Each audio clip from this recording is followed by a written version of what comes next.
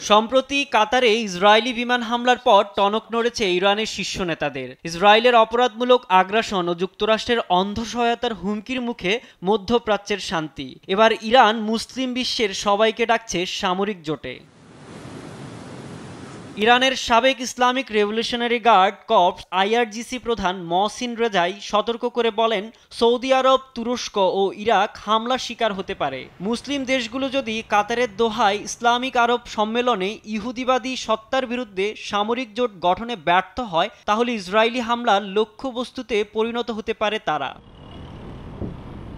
Rezaei আরও বলেন, Israel ইতোমধ্যে লেবানন, সিরিয়া, ইয়েমেন, ইরাক ও সবশেষ কাতারে হামলা চালিয়েছে। নতুন করে যুদ্ধ ছড়ানোর আশঙ্কা তৈরি হয়েছে তুরস্কেও।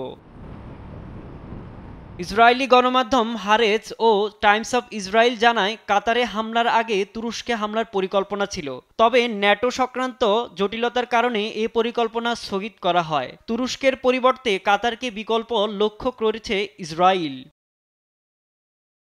একই সুরে কথা বলেছেন ইরানের সর্বোচ্চ জাতীয় নিরাপত্তা কাউন্সিলের প্রধান আলী লারিজানি। বলেন, মুসলিম দেশগুলোতে যৌথ সামরিক সদর দপ্তর গঠন করতে হবে। এমন পদক্ষেপ যুক্তরাষ্ট্রকে চাপে ফেলবে এবং ইসরায়েলের আগ্রাসন বন্ধে কার্যকর ভূমিকা রাখবে। মধ্যপ্রাচ্যে ইসরায়েলি বিমান হামলা ঘিরে পরিস্থিতি ক্রমেই জটিল হয়ে উঠেছে। দোহায় ইসলামিক আরব সম্মেলনে কী সিদ্ধান্ত হয়, এখন সেদিকেই নজর বিশ্বের। সাইদুজ্জামান, নিউজ ডেস্ক, দেশ টিভি।